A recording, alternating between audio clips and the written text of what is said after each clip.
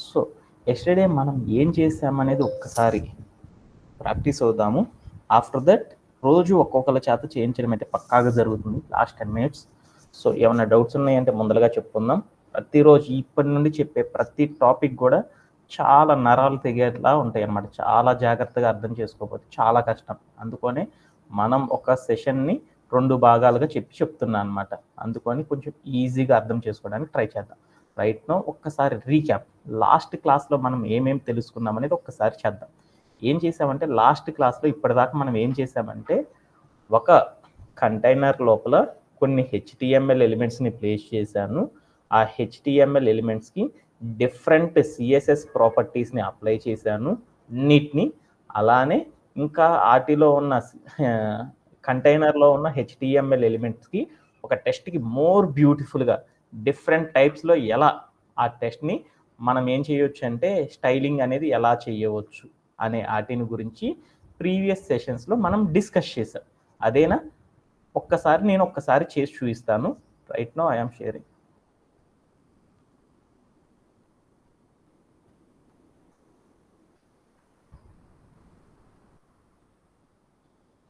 One second.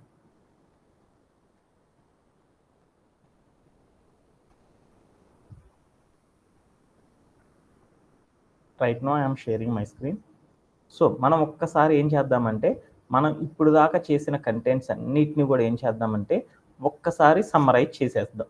అంటే ఇప్పుడు దాకా మీకు ఏమేం చెప్పాను, మన యొక్క కోడ్ ప్లే గ్రౌండ్కి వెళ్ళేటప్పుడు మనం ఏం చెప్పానంటే ఒక కంటైనర్ లోపల కొన్ని హెచ్టిఎంఎల్ ఎలిమెంట్స్ని ఉంచడము, అలానే ఆ హెచ్టిఎంఎల్ ఎలిమెంట్స్కి డిఫరెంట్ సిఎస్ఎస్ ప్రాపర్టీస్ యూజ్ చేసేసి ఎలా స్టైల్ చేస్తామనేది చెప్పాను. అలానే ఈ హెచ్టిఎంఎల్ ఎలిమెంట్లో ఉన్న టెక్స్ట్ అనే ఆప్షన్కి మనం ఏం చేస్తామంటే ఎన్ని వేస్లో స్టైల్ చేయొచ్చు అనే వాటి గురించి మోర్ బ్యూటిఫుల్గా నంబర్ ఆఫ్ స్టైల్స్ ఎలా చేస్తామనే వాటి గురించి చెప్పాను. అవన్నీ కూడా ఫాస్ట్గా ఒక్కసారి చేసేద్దాం. ఎందుకంటే ఈ రోజు కూడా నేను వాడేది అయ్యే అనమాట, వాటిని యూజ్ చేసుకొని చేస్తాను అనమాట. అందుకోసం ఒక్కసారి ఫాస్ట్గా చేసేస్తాను. Okay, right no. ఇంకా రోజు ఒక్కొక్క వాడు చేయను కాబట్టి ఫస్ట్ ఒక కంటైనర్ తీసుకుంటున్నాను, దాంట్లో కొన్ని హెచ్టిఎంఎల్ ఎలిమెంట్స్ని తీసేసుకుంటున్నాను. కంటైనర్ అంటే ఏంటిది అంటే యాంగులర్ బ్రేస్ ఇచ్చేసి డివ్ అని పెట్టేసేసి యాంగులర్ బ్రేస్ని క్లోజ్ చేసేస్తే అది అయిపోతుంది. మధ్యలో ఏం రాస్తాం, హెచ్టిఎంఎల్ ఎలిమెంట్స్ రాస్తాం. హెచ్టిఎంఎల్ ఎలిమెంట్స్ ఏమేమి ఉన్నాయి అనేది అర్థం. ఎన్ని హెచ్టిఎంఎల్ ఎలిమెంట్స్ గురించి తెలుసుకున్నాం? 3. ఒకదాన్ని ఏంది హెడ్డింగ్ రాయాలి అంటే సింటాక్ తెలుసు మనకి. ఏంటిది సింటాకు? ఏంటిది చెప్పాలా? స్టార్టింగ్ ట్యాగ్ రాసి కంటెంట్ రాసేసి ఎండ్ ట్యాగ్ రాసేసాను. అలానే ఒక పారాగ్రాఫ్ రాద్దాం అనుకున్నాను. పారాగ్రాఫ్ అనేది కూడా ఒక హెచ్టిఎంఎల్ ఎలిమెంట్.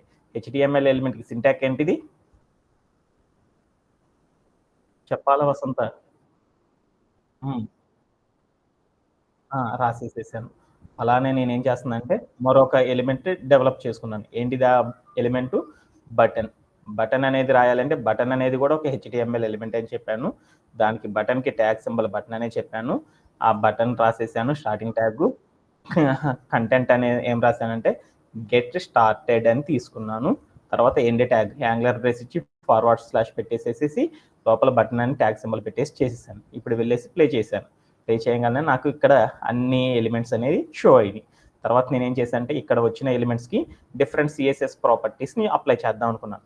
ఫస్ట్ లైన్ ఏం చెప్తుంది, మనకి ఫాంట్స్, మనం చాలా రకాల ఫాంట్స్ వాడుతున్నాం కదా, అలాంటి ఫాంట్స్ అన్నిటిని కూడా మన టెస్ట్కి అప్లై అవ్వాలంటే డైరెక్ట్గా రావు కాబట్టి నేనేం చేశానంటే ఆ ఫాంట్స్ అన్నిటిని కూడా డౌన్లోడ్ చేసేసి సర్వర్లో పెట్టేసాను అనమాట. అందుకోసం అనేది ఫస్ట్ లైన్ అనేది ఉందన్నమాట. ఓకేనా? Okay done. ఇప్పుడు నా రిక్వైర్మెంట్ ఏంది, టోటల్ టెక్స్ట్ మొత్తం కూడా మధ్యలోకి రావాలి. అలానే ఈ టెక్స్ట్కి ఏం చేయాలి, ఒక బ్యాక్గ్రౌండ్ కలర్ వాడాలి. అలానే ఇక్కడ ఉన్న హెచ్టిఎంఎల్ ఎలిమెంట్స్ అన్నిటికి కూడా డిఫరెంట్ కలర్స్ అనేవి అప్లై చేయాలి అనుకున్నాను. అంతేనా కాదా? ఈ గెట్ స్టార్టెడ్ ఏంది బాక్స్లో రాలేదా?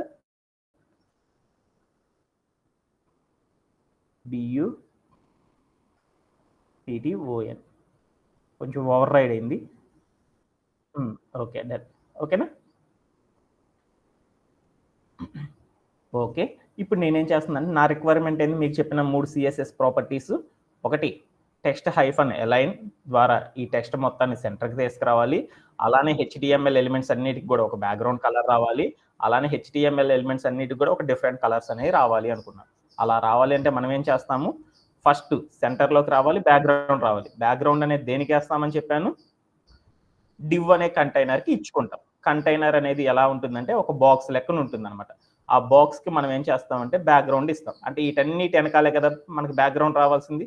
సారీ, ఇక్కడ ఉన్న ఈ ఎలిమెంట్స్ అన్నిటి వెనకాలే కదా మనకి బ్యాక్గ్రౌండ్ రావాల్సింది. వీటన్నిటి వెనకాలేనా మనకి బ్యాక్గ్రౌండ్ రావాల్సింది. వీటన్నిటి వెనకాల రావాలంటే బ్యాక్గ్రౌండ్ వీటన్నిటిని కంటైనర్లో తీసుకున్నాను. ఆ కంటైనర్కే బ్యాక్గ్రౌండ్ ఇవ్వాలి కాబట్టి సిఎస్ఎస్లోకి వెళ్ళి బ్యాక్గ్రౌండ్ ఇవ్వాలంటే మనకు ఒక ప్రాపర్టీ ఉందన్నమాట. డాట్ పెట్టేసి సెలెక్టర్కి ఒక పేరు పెట్టాలి. కంటైనర్ని ఏమని పిలుస్తున్నానంటే కార్డ్ అని తీసుకుంటున్నాను. రాసేసిన తర్వాత ఫ్లవర్ బ్రేస్ పెట్టేసేసి అక్కడికి వెళ్ళి బ్యాక్గ్రౌండ్ వేయాలి కాబట్టి బ్యాక్గ్రౌండ్ వేయాలి అంటే మనకు ఒక ప్రాపర్టీ ఉంది సిఎస్ఎస్లో. Background hyphen colour. కలర్ అంటే COLOUR కాదు, COLOR అని రాసేసి కాలం పెట్టేసేసి పక్కకు వచ్చి వాల్యూలోకి వచ్చి ఏం రాద్దాం అనుకున్నాను, LIGH లైట్ బ్లూ. మన ఇష్టం ఏదైనా రాసుకోవచ్చు, ఎందుకంటే మీ అందరికి కనపడాలంటే అది ఒకటే కాబట్టి రాసేసాను. తర్వాత ఏం చేసేసాను, ఇంకో ప్రాపర్టీ, ఇదే కంటైనర్లో ఉన్న ఎలిమెంట్స్ అన్నీ కూడా సెంటర్కి రావాలి. అన్నీ రావాలి అనుకున్నాను. ఒక్కొక్కటి అయితే ఒక్కొక్క దానికి ఇండివిజువల్గా ఇస్తాం. అన్నీ రావాలి అనుకున్నప్పుడు ఏం చేస్తాము, ఆ కంటైనర్కి ఇచ్చేస్తే సరిపోతుంది. అందుకోసం ఏం చేశాను, అన్ని ఎలిమెంట్స్ రావాలి అంటే ఏం చెప్పాను, టెక్స్ట్ హైఫన్ అలైన్ అనే ప్రాపర్టీ రాసేసేసి అక్కడికి వెళ్ళి వాల్యూ ప్లేస్లో ఏమి ఇచ్చాను, సెంటర్ అని ఇచ్చాను. TRE రైటేనా, ఎందుకంటే అక్కడ కలర్ మారలేదు, అందుకని నేను తప్పు రాశానని నాకు అర్థమైపోయింది. Okay done. ఇప్పుడు నేనేం చేశాను అంటే ప్లే చేశాను. ప్లే చేస్తే నాకు ఏం చేంజ్ అవ్వలేదు. ఎందుకు చేంజ్ అవ్వలేదు,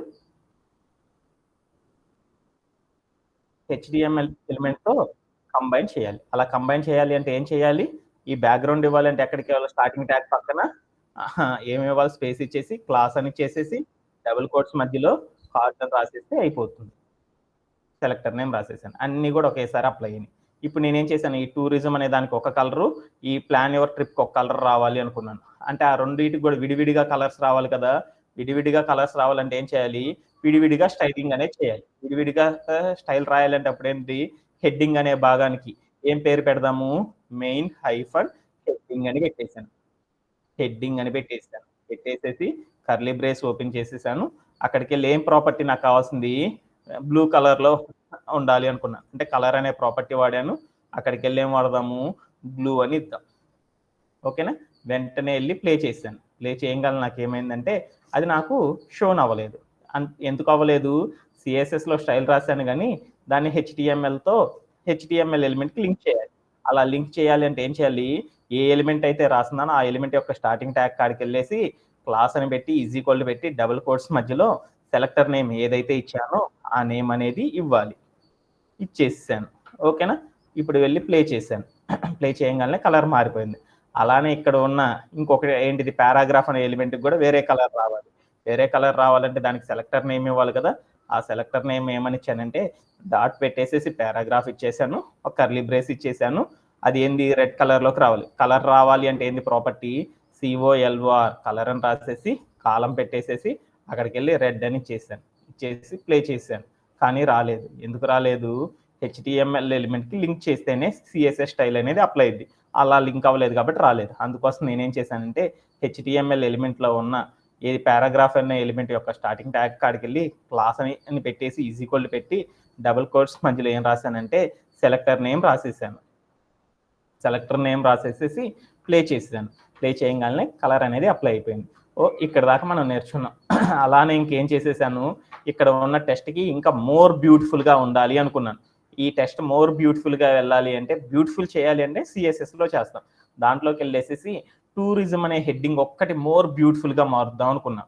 అలా మారాలి అంటే మనకు కొన్ని ప్రాపర్టీస్ చెప్తున్నాం. అవేంటిది, ఫాంట్ ఫ్యామిలీ కదా ఫస్ట్, ఇది ఫాంట్ హైఫన్ ఫ్యామిలీ. సింటాక్లు తప్పు చెబుతున్నారు. ఫాంట్ హైఫన్ ఫ్యామిలీ అని చెప్పేసేసి నిన్న ఏం వాడాము, రోబోటో వాడాము. ఎక్కువసార్లు రోబోటో వాడాం కదా. ఇప్పుడు ఏం వాడదాం, వేరేది వాడదాం. డబుల్ కోట్స్ పెట్టేసి మోనోటాన్ అయినా స్పెల్లింగ్ ఏంది, మోనోటాన్ అంటే ప్రతిరోజు ఒక్కొక్క స్టైల్ని వాడతాను అనమాట. ఓకేనా, రాసేసాను. తర్వాత ఫాంట్ ఫ్యామిలీ రాస్తే ఏమైందో చూద్దాం. ఆ ఫాంట్ అంతా కూడా ఏమైందంటే కొంచెం డిఫరెంట్ స్టైల్స్లోకి వెళ్ళిపోయింది. అంటే మనకు తెలియాలి అనుకో, టుమారో సెషన్లో ఫాంట్ ఫ్యామిలీ ప్రతిరోజు చూద్దాం. ఫాంట్ ఫ్యామిలీ అంటే తెలియదు అనుకో, ఇంకా మీకు చెప్పాలి అంటే ఏంటి చూపిస్తాను. వార్డ్ అనే డాక్యుమెంటేషన్ ఉందా, ఈ వార్డ్లోకి వెళ్ళండి. ఈ వార్డ్లోకి వెళ్ళిన తర్వాత ఒక బ్లాంక్ పేజీ తీసుకున్నాను. నేను ఇక్కడికి వెళ్ళి ఏం చేశానంటే క్లాస్ అని రాసేసాను. రాసేసేసి దీన్ని సెలెక్ట్ చేసుకున్నాను. ఇక్కడికి వెళ్ళి నేను ఏం చేశానంటే బాడీ దగ్గరికి వెళ్ళేసేసి ఇక్కడ ఉన్న ఫస్ట్ దాన్ని పెట్టాను. పెట్టాను చూడు, అది ఏ స్టైల్లోకి మారిన టెక్స్ట్ అంతా వేరే స్టైల్లోకి వచ్చేసింది. ఇక్కడికి వెళ్ళి నేను ఇంకోటి ఏం చేశానంటే ఇంకో స్టైల్ని పెట్టాను. వెంటనే ఈ టెక్స్ట్ చూడు వేరే స్టైల్లోకి మారిపోయింది. సైజ్ అనమాట ఇది పక్కన ఉన్నది. సో ఇక్కడికి వెళ్ళి నేనేం చేసేసానంటే ఇంకోటి తీసుకున్నాను, ఏరియల్ తీసుకున్నాను.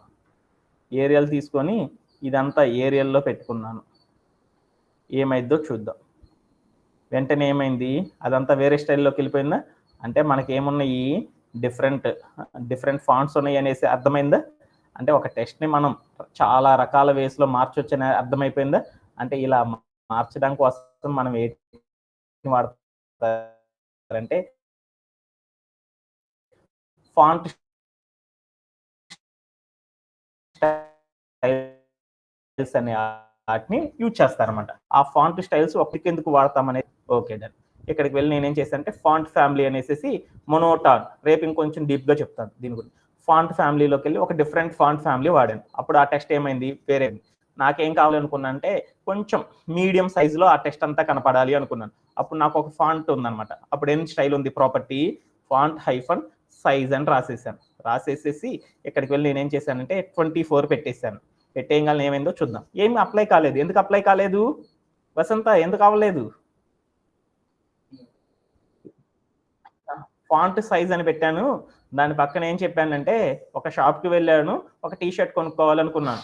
టీ షర్ట్ అని చెప్పేసి నేనేం చెప్పానంటే 20 అని చెప్పాను. 20 అని చెబితే వాడికి ఏం అర్థమైద్ది? పక్కన సెంటీమీటర్స్ మీటర్స్ అనేది చెబితేనే కదా వాడికి అర్థమైంది. అందుకోసం దాని దగ్గరికి వెళ్ళి ఏం చేశానంటే పిఎక్స్ అని పెట్టాను. అంటే కంప్యూటర్లో లెంత్ని కొలవాలి అంటే, కంప్యూటర్లో మెజర్ చేయాలంటే దేంతో కొలుస్తారంటే పిక్సెల్స్లో కొలుస్తారు.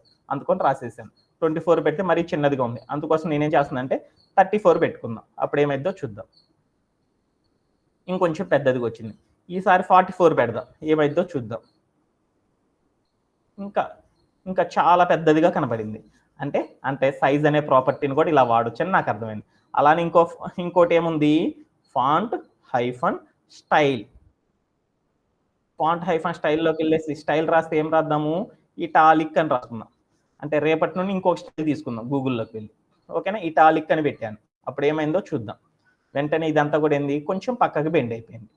అలానే ఇంకోటి ఏముంది, ఇది బండకు కనపడాలి అనుకున్నాను. అప్పుడు ఏంటిది, ఇంకో ప్రాపర్టీ ఏంది, ఫాంట్ హైఫన్ వెయిట్ అనే ప్రాపర్టీ ఉంది. అక్కడికి వెళ్ళి ఏం రాశానంటే బోల్డ్ అని రాసేసాను. వెంటనే ఏమైందో చూద్దాం. అది కొంచెం బండకు కనపడింది. ఓకేనా, ఓకే. తర్వాత ఇంకోటి ఏముంది, టెక్స్ట్ హైఫన్ డెకరేషన్ అని తీసుకున్నాను. అక్కడికి వెళ్ళి నేనేం చేశానంటే రాసేసేసి నేనేం చేశాను, లైన్ త్రూ అని రాశాను. లైన్ హైఫన్ త్రూ అని పెట్టేసాను. పెట్టేసేసి ప్లే చేశాను. అప్పుడు ఏమైంది, దాంట్లో ఒక లైన్ వెళ్ళిపోయింది. అంటే ఇలా మనం నిన్న ఇక్కడ దాకా చేశాం కదా, ఇలా డిఫరెంట్ స్టైల్స్లో ఎలా చేయాలో చేసేసాను కదా. ఓకేనా, అర్థమైందా ఇక్కడ దాకా? ఎవరికన్నా డౌట్స్ ఉన్నాయా? లేవు కదా. ఎవ్రీడే ఇది చేస్తానే ఉంటాను, ప్రతిరోజు కూడా, ఇంకొక 4 రోజుల దాకా. ఓకేనా, అర్థమైందా? ఇంకొంచెం ఎక్స్ట్రా చేస్తా ఉన్నాం. ప్రస్తుతం మనం సెషన్లోకి వెళ్ళాలి కాబట్టి నిన్నటి దాకా ఇక్కడ దాకా చెప్పాను కాబట్టి ఇది అందరికీ బాగా అర్థమైందని నాకు అర్థమైపోయింది. అలానే పారాగ్రాఫ్ కూడా డిఫరెంట్ స్టైల్స్ కావాలనుకున్నాను. అప్పుడు ఏం చేశానంటే ఈ పారాగ్రాఫ్ అనేది ఒక టెస్టే కాబట్టి ఇక్కడ రాసిన స్టైల్స్ అన్నిటిని కాపీ చేసేసేసి ఇక్కడికి వెళ్ళి పారాగ్రాఫ్ కింద పేస్ట్ కొట్టేశాను. ఇక్కడ స్పేస్ ఎక్కువైంది కాబట్టి దీన్ని తీసేసాను. అలా చేయాలంటే ఏం చేయాలి, ఇండెంటేషన్ అంటారు. సో వెంటనే ఏమైందంటే అక్కడ రాసిన ఏదైతే ఉందో ఏంటిది, పారాగ్రాఫ్ కూడా స్టైల్ అనేది అప్లై అయిపోయింది టెక్స్ట్కి. ఓకేనా, ఇదేనా మనం నిన్న చెప్పుకుంది? Okay done. టుడే మనం ఏం డిస్కస్ చేద్దాం అనేది ఒకసారి మన యొక్క స్లైడ్స్లోకి వెళ్ళిపోదాం. టుడే ఎజెండా చాలా ఇంపార్టెంట్. ఈ రోజు క్లాస్ కనుక మిస్ అయితే వాడు చాలా కష్టం అన్నమాట. సో ఆల్రెడీ నిన్న మనం చెప్పుకున్నాం. ఏం చెప్పుకున్నాం అంటే మనం సిఎస్ఎస్లో ఒక మెథడ్ అనేది సక్సెస్ఫుల్గా కంప్లీట్ చేసేసాము అనేసి చెప్పుకున్నాం. ఈ రోజు మనం ఏం చేద్దామంటే సిఎస్ఎస్లోనే ఇంకా చాలా మోర్ నెంబర్ ఆఫ్ స్టైల్స్ ఉన్నాయి అనమాట. వాటిని ఇంప్లిమెంటేషన్ చేసే ముందల ప్రతిరోజు మన క్లాస్లో మనం ఏం చేస్తాము, ఒక టాపిక్ని ఇంట్రడ్యూస్ చేసుకుంటాం. ఆ టాపిక్ని ఇంట్రడ్యూస్ చేసుకొని దాని మీద మనం ఏం చేస్తామంటే మోర్ నాలెడ్జ్ వచ్చేదాకా డిస్కస్ చేసుకుంటూ ఉంటాం. ఓకేనా, అంతేనా? మనం స్టార్టింగ్లో కొంచెం స్లో అయినా కానీ ఫౌండేషన్ ఎప్పుడైతే మనకి స్ట్రాంగ్గా ఉంటుందో ఆటోమేటిక్గా మనం ఏం చేస్తాము, ఈజీగా అడ్వాన్స్డ్ టెక్నాలజీని కూడా ఈజీగా నేర్చుకోవచ్చు అనమాట. ఇప్పుడు బేసిక్స్ కనుక మనకు బాగా అర్థమైనవి అనుకో, దీని మీద వాడే సింటాక్స్ వచ్చినప్పుడు ఏం చేస్తారంటే ఈజీగా మీరు మాడిఫై చేసేయచ్చు అనమాట. అందుకోసం బేసిక్స్ని బాగా ప్రాక్టీస్ అవ్వాలి అనమాట. రైట్ నో టుడే మనం ఇంట్రడ్యూస్ చేసుకున్న ఒక మెథడ్ ఏంటి అంటే సిఎస్ఎస్ బాక్స్ మెథడ్. అంటే సిఎస్ఎస్ యొక్క బాక్స్ మెథడ్ గురించి మనం ఈరోజు తెలుసుకుంటాం. అది ఏంటిది, అది ఏందో అనేది తర్వాత స్లైడ్స్లో తెలుసుకుందాం. ఈరోజు మనం ఏమేమి డిస్కస్ చేస్తామంటే బాక్స్ మెథడ్ని ఈరోజు ఇంట్రడ్యూస్ చేసుకుంటాం. సిఎస్ఎస్ బాక్స్ మెథడ్ అంటే ఏంటిది అనేది ఒకసారి బాగా నేర్చుకుంటాం. అలానే ఇంకేం చేస్తామంటే ఈ బాక్స్ మెథడ్కి కొన్ని ప్రాపర్టీస్ ఉంటాయి అనమాట. ఎలా అంటే సిఎస్ఎస్లో మనం కొన్ని ప్రాపర్టీస్ నేర్చుకున్నాం కదా, టెస్ట్ హైఫన్ ఎలైన్ అనే దాని ద్వారా ఒక మంచి ఒక వే స్టైల్ నేర్చుకున్నాం. అలానే కలర్ అనే ప్రాపర్టీ ద్వారా, బ్యాక్గ్రౌండ్ హైఫన్ కలర్ అనే ప్రాపర్టీ ద్వారా ఒక టెస్ట్కి ఎట్లా స్టైల్ చేయొచ్చో మనం నేర్చుకున్నాం కదా. అలానే ఈ సిఎస్ఎస్ బాక్స్ మెథడ్లో కూడా కొన్ని ప్రాపర్టీస్ ఉన్నాయి అనమాట. ఆ ప్రాపర్టీస్ ద్వారా ఇంకా మోర్ బ్యూటిఫుల్గా స్టైలింగ్ అనేది చేయొచ్చు అనమాట. వాటిల్లో కొన్ని స్టైల్స్ చాలా ఉన్నాయి. వాటిల్లో మనం ఈ రోజు 2 డిస్కస్ చేసుకుంటాం. హైట్ అనే ప్రాపర్టీని, విడ్త్ అనే ప్రాపర్టీని ఎలా యూజ్ చేయాలి అనేది తెలుసుకుంటాం. అలానే ఇంకోటి ఏంటిదంటే బ్యాక్గ్రౌండ్. నిన్న బ్యాక్గ్రౌండ్ కలర్ అనేది అప్లై చేసాం కదా. అలానే ఈ రోజు ఏం చేద్దామంటే మనం రాసిన టెస్ట్ మొత్తానికి కూడా బ్యాక్గ్రౌండ్ ఇమేజ్ని ఎలా పెడతాము, ఆ బ్యాక్గ్రౌండ్లో ఒక సైజ్ని ఎలా సెట్ చేస్తారు అనే ప్రాపర్టీస్ని గురించి ఈరోజు మన యొక్క సెషన్లో మనం తెలుసుకుంటాం. Mostly half of the topics అయితే బాగా నేర్చుకుంటాం, మిగతాది టుమారో సెషన్లో నేర్చుకుందాం. ఓకేనా, ఇది మన యొక్క ఎజెండా. ఓకేనా, బాగా ఇంపార్టెంట్. రైట్ నో ఇంకా మనం వెళ్దాం.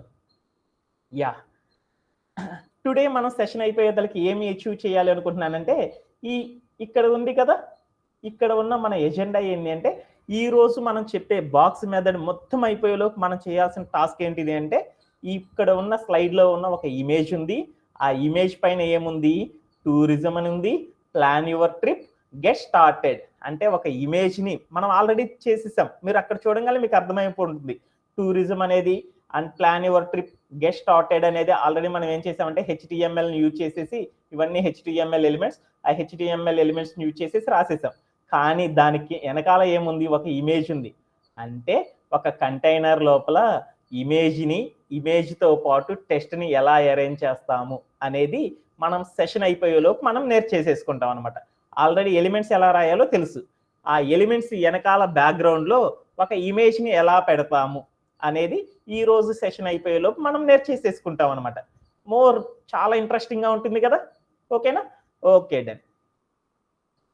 యా, రైట్ నో ఇంకా ఒక్కసారి మరలా చెప్తున్నాను, చాలా ఇంపార్టెంట్ కాబట్టి. సో టుడే మనం ఏం చేస్తున్నామంటే సిఎస్ఎస్ బాక్స్ మెథడ్ని ఇంట్రడ్యూస్ చేసుకుంటున్నాం. దానిలో బాక్స్ మెథడ్ అంటే ఏంటిది అనే దాని యొక్క ఇంట్రడక్షన్ గురించి మనం డిస్కస్ చేస్తాం. అలానే కొన్ని బాక్స్ ప్రాపర్టీస్ ఉన్న హైట్ విడ్త్ అనే ప్రాపర్టీస్ని గురించి ఎలా అచీవ్ చేస్తామనేది తెలుసుకుంటాం. అలానే ఒక టెస్ట్ వెనకాల బ్యాక్గ్రౌండ్ పెట్టేటప్పుడు ఒక ఇమేజ్ని ఎలా సెట్ చేస్తాము అనేది మనం సెషన్లో తెలుసుకుంటాం. అలా తెలుసుకోవాలి అంటే ఈరోజు మనం చేసే టాస్క్ ఏంటంటే ఈ వీకెండ్ మొత్తం కూడా మనం చేసే టాస్క్ ఏంటి అంటే ఒక ఇమేజ్ పైన tourism, plan your trip and get started అనే ఈ కాలమ్స్ రావడానికి హెచ్టిఎంఎల్ ఎలిమెంట్స్ని ఇలా రప్పించడం ఎలా అనేది మన సెషన్ అయిపోయేలోపు మనం నేర్చుకుంటాం. ఓకేనా, ఓకే డన్. రైట్ నో ఇప్పుడు బాగా ఎగ్జైటింగ్గా ఉన్నాను ఈరోజు. ఏంటిది అంటే ఈరోజు మనం ఏం చేద్దాం అనుకుంటున్నామంటే ఒక సిఎస్ఎస్ బాక్స్ మెథడ్ని ఇంట్రడ్యూస్ చేసుకుందాం. సిఎస్ఎస్ బాక్స్ మెథడ్ అక్కడ చూడగానే మీకే అర్థమైపోయింది. బాక్స్ మెథడ్ ముందర ఏముంది, సిఎస్ఎస్ అంటే స్టైలింగ్ కోసం ఈ బాక్స్ మెథడ్ని మనం వాడతాం. అంటే స్టైల్ చేయడం నిన్నటిదాకా ఒక మెథడ్ నేర్చుకుంటే ఇంకా మన యొక్క టెస్ట్ని ఒక హెచ్టిఎంఎల్ ఎలిమెంట్ని మోర్ వేస్లో మనం స్టైల్ చేయొచ్చు అనమాట. అలా స్టైల్ చేసే వాటిలో మనం యూజ్ చేసుకునే ఒక మెథడ్ ఏంటి అంటే జనరల్గా సాఫ్ట్వేర్ ఇండస్ట్రీలో అందరూ దీన్నే వాడతారనమాట. ఇది కనుక ఎవరైతే బాగా నేర్చుకున్నారో వాళ్ళకి స్టాటిక్ వెబ్సైట్స్ బిల్డ్ చేసేటప్పుడు మంచి నాలెడ్జ్ ఉంది అంటారనమాట. అంటే ఒక టెస్ట్ని ఇంకా చాలా చాలా బ్యూటిఫుల్గా మార్చాలి అంటే మనం మరొక కొన్ని ప్రాపర్టీస్ని గురించి సిఎస్ఎస్లో నేర్చుకుందాం. దానిలో ఒకటి ఏంటిదంటే బాక్స్ మోడల్ అనమాట. ఆ మోడల్ అనేది ఏందనేది చూద్దాం రైట్ నా. మన యొక్క పీపీటీలో అర్థం చేసుకుందాం. బాక్స్ మెథడ్ అంటే ఏంటిది అంటే మనం ఇప్పుడు దాకా చాలా హెచ్టిఎంఎల్ ఎలిమెంట్స్ రాసాం. ఏం రాసాము? ఒక కంటైనర్ లోపల హెడ్డింగ్ అనే ఒక హెచ్టిఎంఎల్ ఎలిమెంట్ రాసాము, అలానే పారాగ్రాఫ్ అనే ఒక ఎలిమెంట్ రాసాము, అలానే బటన్ అనే ఒక హెచ్టిఎంఎల్ ఎలిమెంట్ రాసాం. ఈ హెచ్టిఎంఎల్ ఎలిమెంట్స్ అన్నీ కూడా ఎలా ఉంటాయి అంటే ఒక్కొక్క హెచ్టిఎంఎల్ ఎలిమెంట్ని కనుక చెక్ చేసామనుకో అవన్నీ ఎలా ఉంటాయి అంటే అటు చుట్టూరు కూడా ఒక బాక్స్ అనేది ఉంటుందన్నమాట. ఆ బాక్స్ అనేది ఎలా ఉంటుందంటే రెక్టాంగులర్ షేప్లో ఒక బాక్స్ అనేది ఉంటుందన్నమాట. ప్రతి హెచ్టిఎంఎల్ కూడా ఎలా కనపడిద్ది అంటే మన కంప్యూటర్లో రెక్టాంగులర్ బాక్స్ షేప్లో ఉంటుందన్నమాట. అంటే మనం రాసిన వాటన్నిటిని చూద్దాం.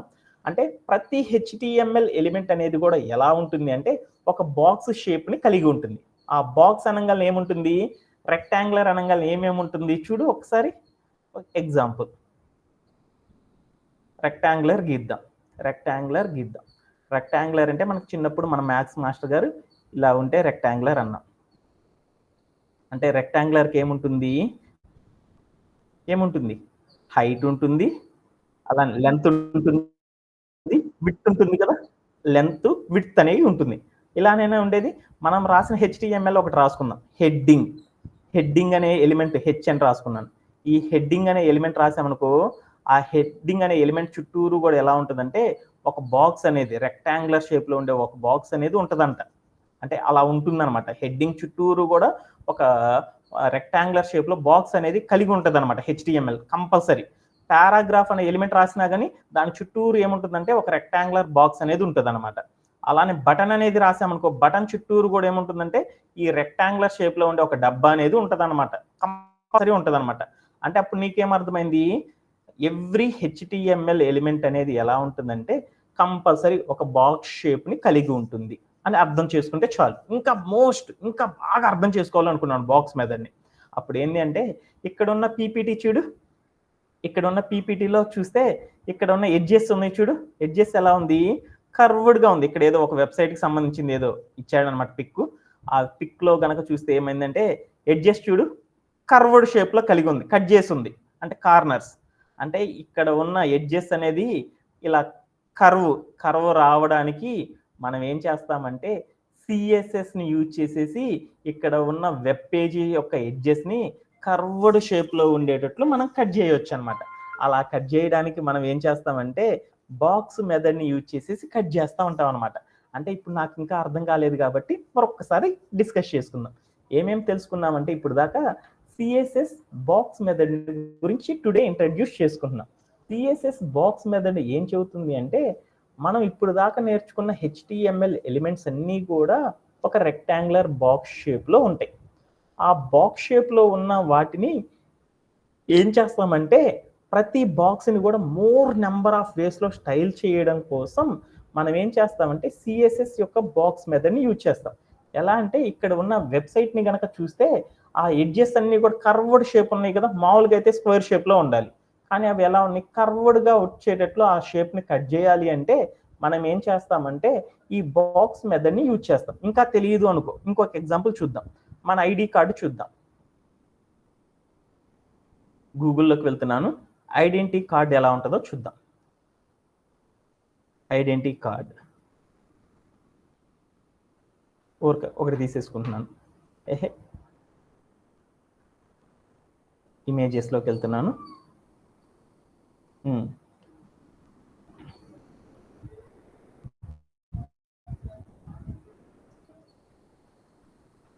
ఈ ఐడి కార్డ్ చూడనా? ఈ ఎడ్జిలో చూడు ఎలా ఉందో, పైన టాప్ కార్నర్లో కర్వ్డ్గా ఉంది. ఇక్కడ చూడు కర్వ్డ్గా ఉంది.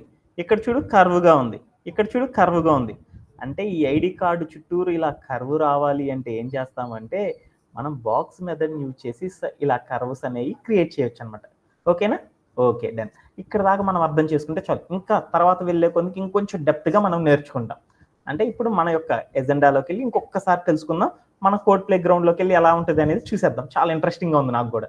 సో సిఎస్ఎస్ బాక్స్ మెథడ్ అంటే సిఎస్ఎస్లో ఉన్న ఒక టెస్ట్ని స్టైల్ చేయడం కోసం మనం యూజ్ చేసే మరొక సిఎస్ఎస్ మెథడ్ని ఏమంటారంటే బాక్స్ మెథడ్ అంటారు.